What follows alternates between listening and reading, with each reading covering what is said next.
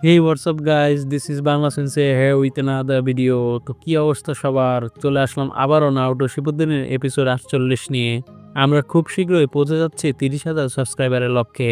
তাই আশা করি আপনারা আমাদের চ্যানেলটিকে নিয়মিত সাপোর্ট দিয়ে যাবেন যাতে আপনাদের বেশি বেশি নারুটো অ্যানিমের ভিডিও দিতে পারি। আর আজকের এপিসোডে আমরা ওরোচিমারুর হাইড আউটের ভিতরে কি ঘটতে চলেছে তা জানতে চলেছি। তাই আর কথা না বাড়িয়ে চলুন ভিডিও শুরু করা যাক। এপিসোডের শুরুতেই আমরা কাবুটো ও ইয়ামাটোদের ভিন্ন জায়গা থেকে সায়ের রুমের দিকে যেতে দেখি।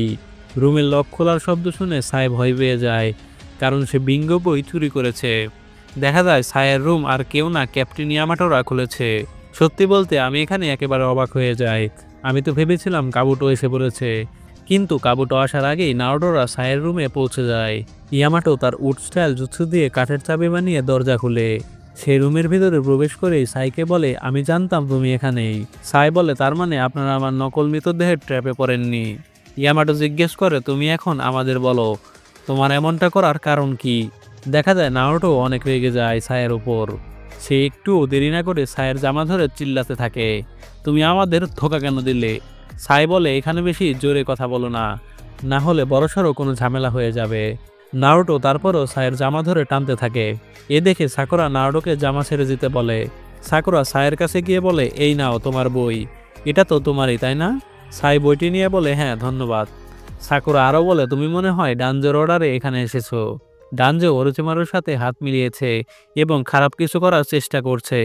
তোমাকে ডানজো বেছে নিয়েছে ওরোচিমারুর সাথে দেখা করতে। ডানজো তাহলে কি নিয়ে প্ল্যান করছে আমাদের বলো। ইয়ামাটো জিজ্ঞেস করে, ডানজো কি তাহলে ওরোচিমারুকে নিয়ে লিভ ভিলেজ ধ্বংস করে দিতে চাইছে? এটা কি সত্যি?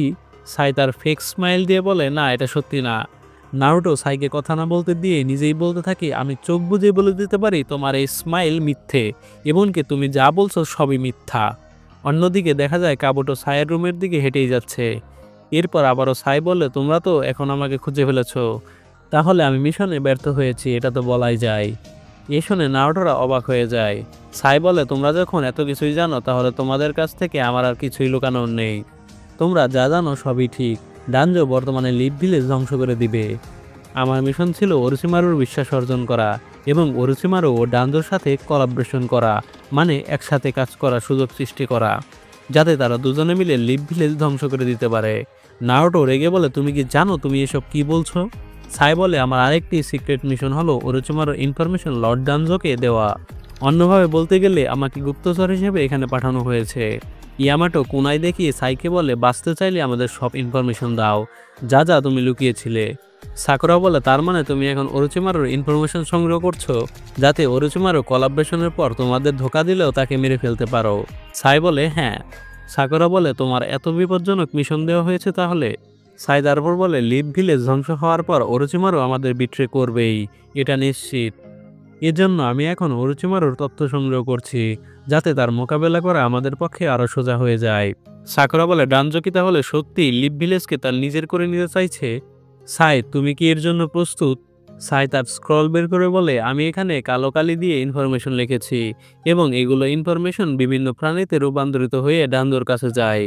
এবং আমরা দেখি ইঁদুর এবং পাখি লেখা থেকে প্রাণীতে রূপান্তরিত হয়ে ডানজোর কাছে যাচ্ছে। এতে ইনফরমেশনের গোপনীয়তাও সুরক্ষিত থাকে। আমার এই শক্তি থাকার জন্য এই মিশনে আমাকে সিলেক্ট করা হয়েছে। সাকুরা বলে, আবারও অনেক মানুষ মারা যাবে তোমাদের জন্য যদি এমনটা হয়। তখনই আমরা দ্য থার্ড হোকাগে সারাটোবির মৃত্যুর দৃশ্য দেখতে পাই, সাথে অনেক নিনজাদেরও মারা যেতে দেখি। এটি হয়েছিল যখন লিভ ভিলেজে ওরোচিমারু অ্যাটাক করেছিল। এরপর সাকুরা বলে, তুমি কি জানো তুমি কি করছো? সাই মুখে স্মাইল নিয়েই বলে, না আমি জানি না, কিন্তু এটা আমার মিশন, তো আমাকে এটা করতেই হবে। এ কথা শুনে নারুটো ও সাকুরা দুজনেই রেগে যায়। সাকুরা বলে, সাই তুমি সত্যি এমনটা করতে পারবে? সাই বলে, তোমাদের আরেকটা কথা বলে রাখি, সাই আমার আসল নাম নয়। সাই নামটি শুধু আমাকে এই মিশনের জন্য দেওয়া হয়েছে, তাই আমি কেউ না। আমি লর্ড ডানজোর একটি টুল বা হাতিয়ার মাত্র, আমার কোনো অস্তিত্ব নেই।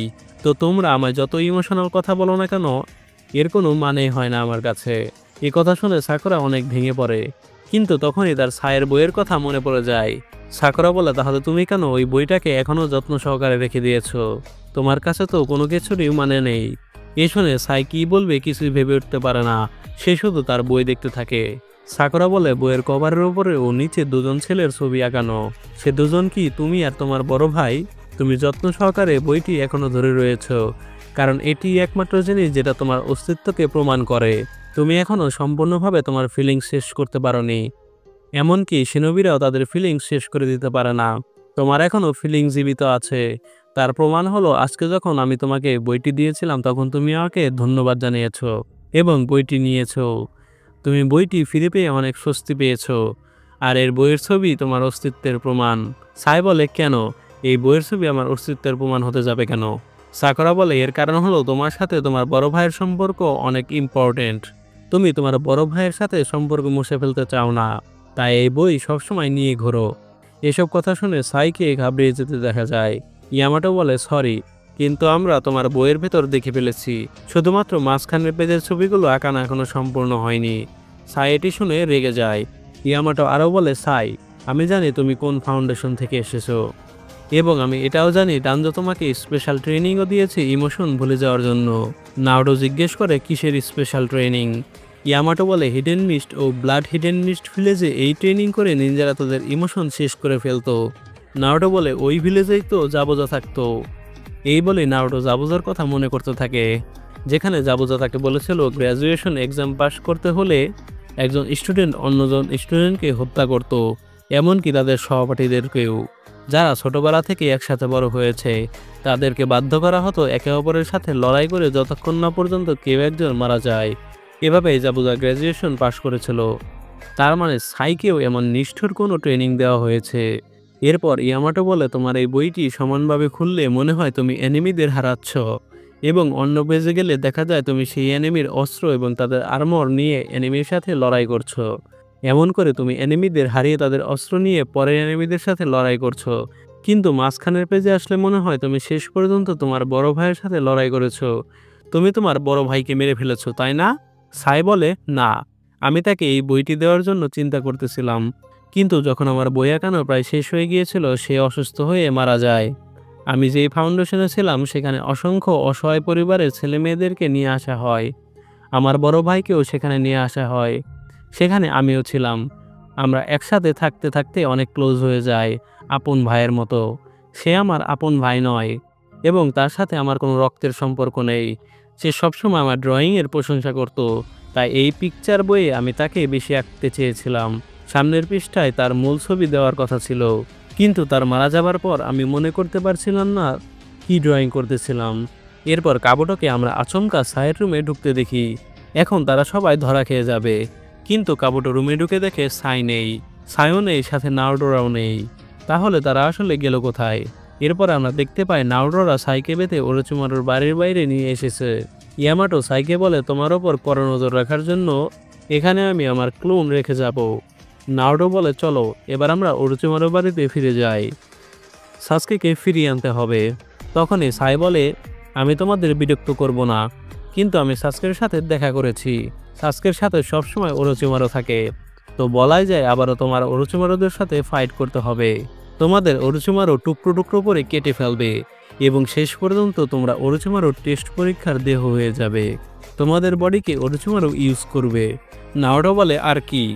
সাই বলে সাসকে বলেছে সে তোমার ব্যাপারে কোনো পরোয়া করে না। আমি এটাও বলেছিলাম যে সাকুরা বলেছে নাওডো তোমাকে নিজের ভাইয়ের মতো মনে করে, তারপরও সাসকে তোমার পরোয়া করে না। এমন লোকের জন্য তোমরা এত কিছু কেন করছো? তোমরা কেন তাকে ফিরিয়ে আনতে চাইছো? ওরোচিমারুর বিপক্ষে গিয়ে, এমনকি নিজের জীবনের ঝুঁকি নিয়ে কেন করছো তোমরা? তোমাদের তো কেউ এটি করার জন্য অর্ডারও দেয়নি। দেখা যায় নাওডো মুখে হাসি নিয়ে বলে আমি আগে সাসকেকে অপছন্দ করতাম। সে আমার মতোই ছিল, তার কোনো ফ্যামিলি ছিল না। সে সবসময় টপে থাকতো ক্লাসে, এবং আমি সবসময় নিচে থাকতাম। কিন্তু তার সাথে থাকা এবং এগুলো কাহিনী অনেক মজার ছিল। সে একমাত্র ব্যক্তি যে কিনা আমাকে চিনেছে, তার থেকে বেশি কেউ আমাকে চিনতে পারেনি। সাসকে আমার বেস্ট ফ্রেন্ড, তার সাথে আমার এক স্পেশাল বন্ধন রয়েছে যা আমি কারো সাথেই করতে সক্ষম হয়নি। সাই বলে এরপরেও ওরোচিমারু তোমাদের অপোনেন্ট। নাওডো বলে কে অপোনেন্ট? এটা কোনো দেখার বিষয় না। যদি আমার হাত না থাকে তাহলে আমি তাকে পা দিয়ে লাথি মারবো, যদি আমার পা না থাকে তাহলে আমি তাকে কামড়াবো, যদি আমার মাথা ছিঁড়ে ফেলে তারপরও আমি চোখ বড় করে তাকিয়ে থাকবো ওর দিকে, তাহলে আমি আমার কবর থেকে তাকে অভিশাপ দেব। এমনকি আমি যদি টুকরো টুকরো হয়ে যাই তারপরও সাসেকে ওরোচিমারুর কাছ থেকে ফিরিয়ে আনবো। আর এর সাথেই এপিসোডের সমাপ্তি ঘটে। তাহলে বোঝা যাচ্ছে নারুটো কি পরিমাণ দৃঢ় প্রতিজ্ঞাবদ্ধ। তো গাইস, এপিসোডটি কেমন লাগলো? সত্যি বলতে অনেক ইন্টারেস্টিং এপিসোড ছিল। নেক্সট এপিসোডটি হতে যাচ্ছে অনেক ইন্টারেস্টিং। তাই এখনই আমাদের চ্যানেলটিকে সাবস্ক্রাইব করে বেল আইকনটি প্রেস করে দিন। আর বাংলা সেন্সের সাথেই থাকুন। ধন্যবাদ।